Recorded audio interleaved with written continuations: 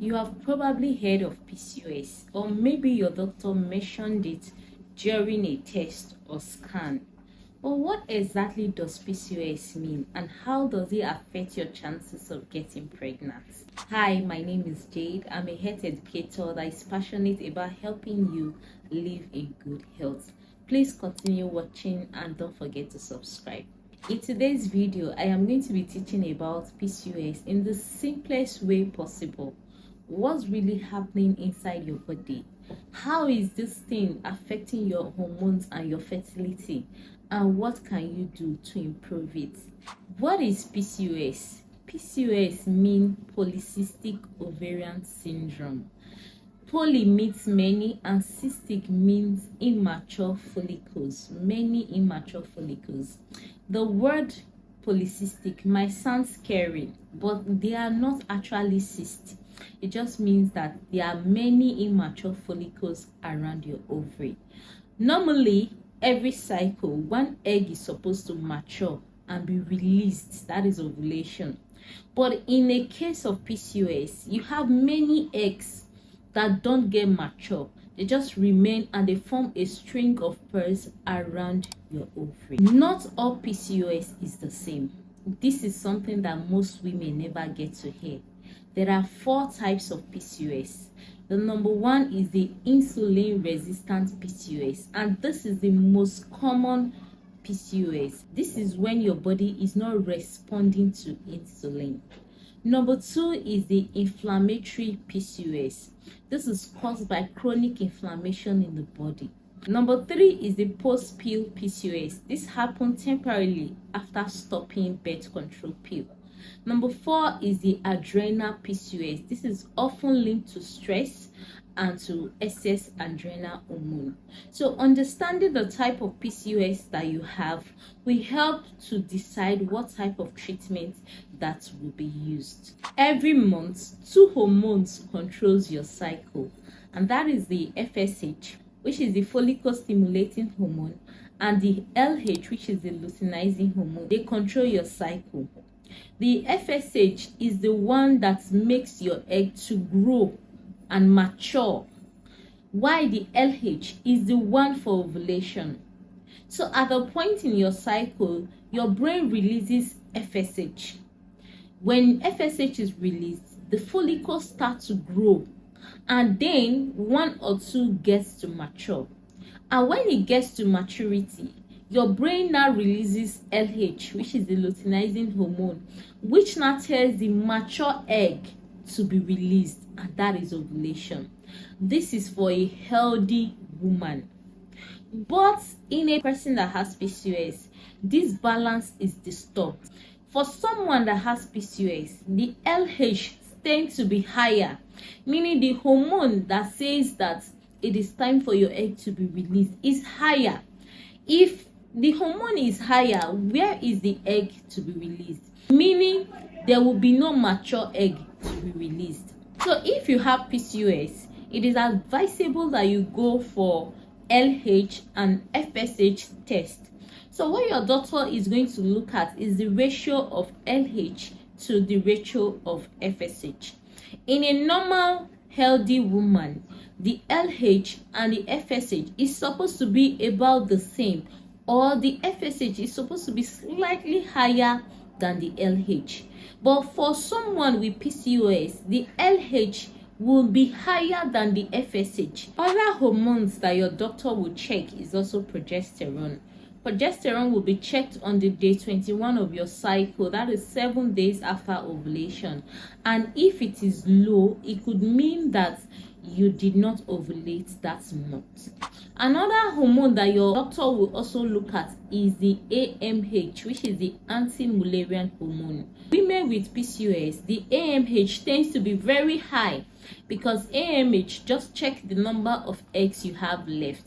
And if you have PCOS, you're going to have many eggs, but they are just immature and they are not growing. That thing that your doctor will use to diagnose if you have PCOS is a transvaginal scan.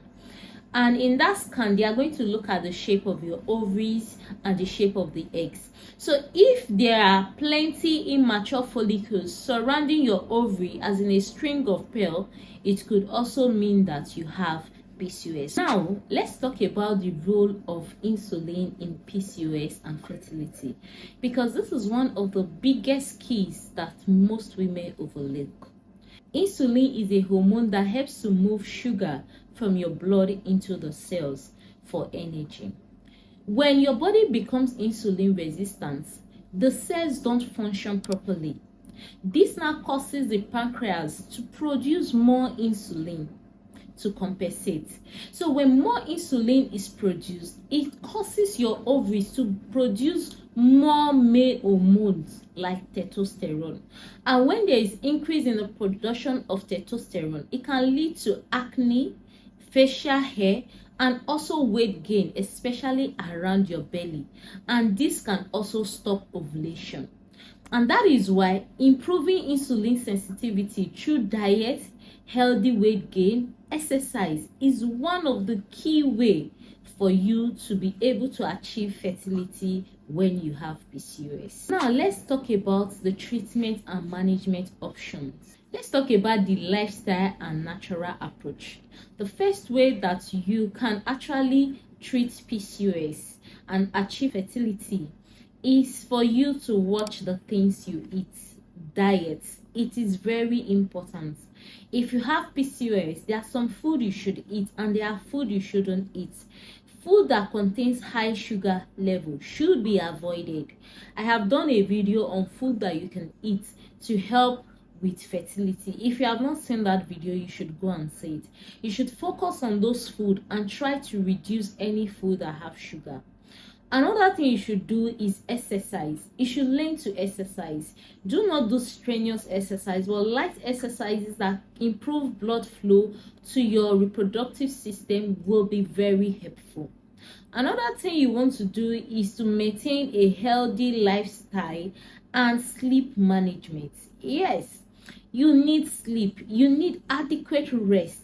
I know there is a lot of stress that comes with getting pregnant, especially the emotional stress, the mental stress, but then you have to learn to manage this stress, because this stress can actually affect fertility negatively. And also you have to work on your weight management.